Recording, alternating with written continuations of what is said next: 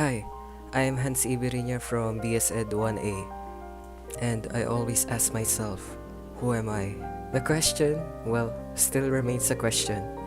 But looking back at the subject understanding the self, it really helped me figure out parts of myself. And I just want to say that thank you, Mom. You've been a great teacher that taught me to know myself. Anyway, these are the things I've learned about myself from the past school days. Who am I?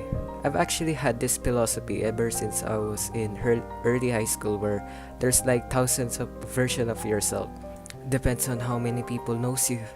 You may be a good person to others, but the exact opposite to some. And there are endless possibilities. Well, that's what I believe. And in dealing with different social contexts I'm into, I know what to take in and what to not.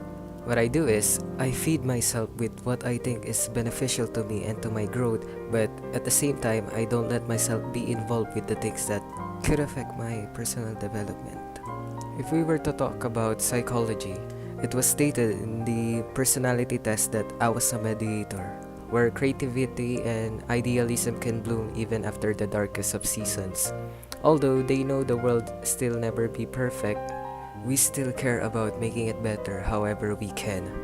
I wanted to make everything around me a better place. I figured that being kind to other people would make it better. And it turns out right. I have good friends. I really do change the mood of the people around me. Even though family can be hard to deal with, but it's fine. That's okay. I just need to avoid anxiety provoking situations so that my real self can live up to the ideal one.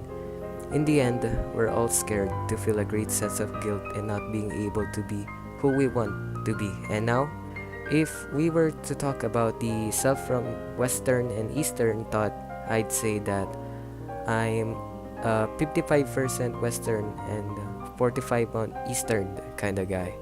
Because my parents didn't really help me back when I was growing up, and I had to figure out things on my own. But I'm so easily affected by certain people, like my parents and close friends. Their judgment and the way they see me is important. They just really strike a nerve, and I guess I tend to bend my action towards on what satisfies them.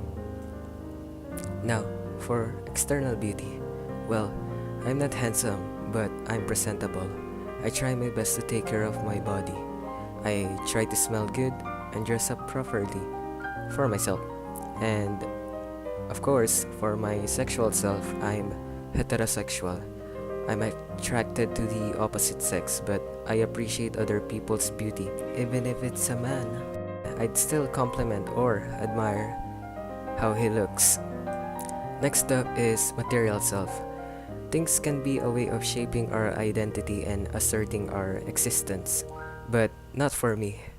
I really couldn't care less about material things. I just buy what I need. Like, it's not really how much or how many you have, it's about how contented you are. And for me, everything is fine, really. It's no big deal. And I have nothing against rich people. Just buy or do what makes you happy. And lastly, spiritual self. Having faith is really important to me because in times of darkness, faith is what brings us through. It leads the road. Faith helps us give power in times of weakness. And after all that, we will realize there was nothing to be afraid of in the first place. I just believe that somewhere out there, there's someone protecting and guiding us. I guess that's all. Thank you for watching. Bye!